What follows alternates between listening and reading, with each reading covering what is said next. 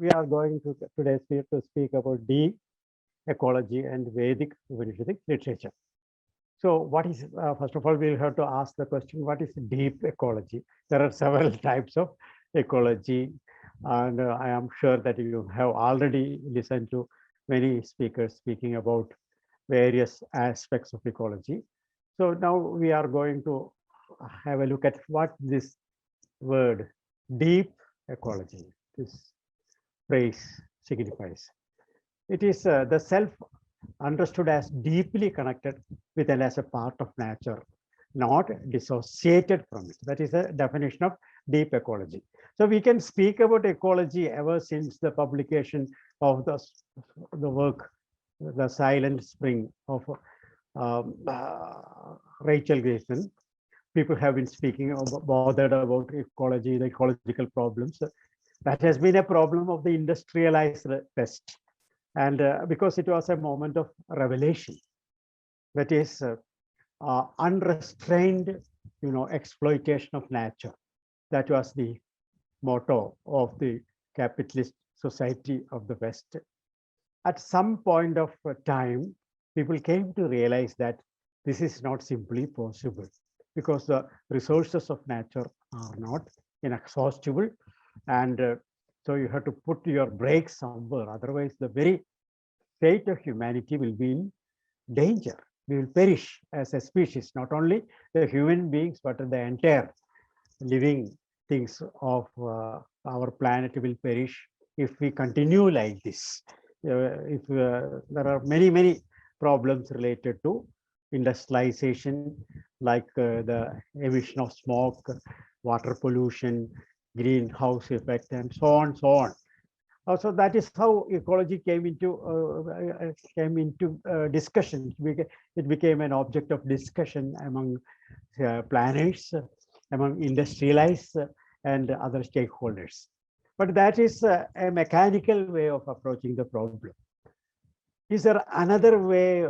Have we critically analyzed our own mode of life? Have we strayed from the path, the proper path? Is there any distortion in human civilization? How human beings have looked upon themselves as masters of the universe, as masters of nature who can control, exert unlimited control over nature? Or are we simply a part of nature? This is a question, a $1 million question. This question came to be asked in deep ecology. Here, ecology is not just a problem, just a hazard, just an inconvenience caused by lopsided development. It is something deeper than that. It is a corrective mechanism in the manner in which we think about ourselves, we think about nature, we think about the universe. Here, human beings are not regarded as different from nature.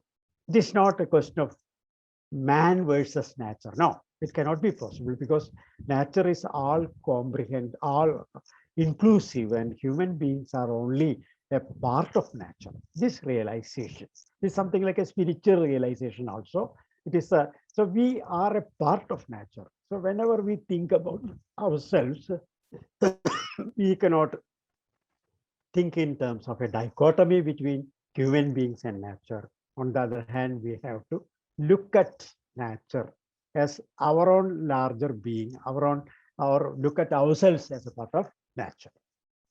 Now, there is something called ecological self. What is that?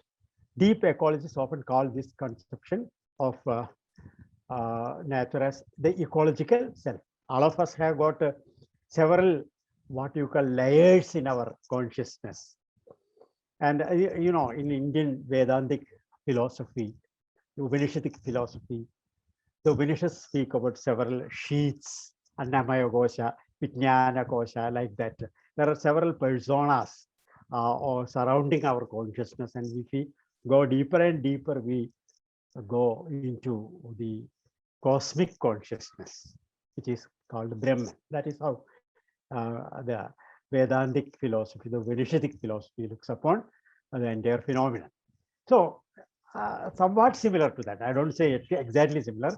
Deep ecologists call that conception of human nature as ecological self. There is an ecological self in us that if you go deeper and deeper into ourselves, we will realize the fact that we are a part of nature.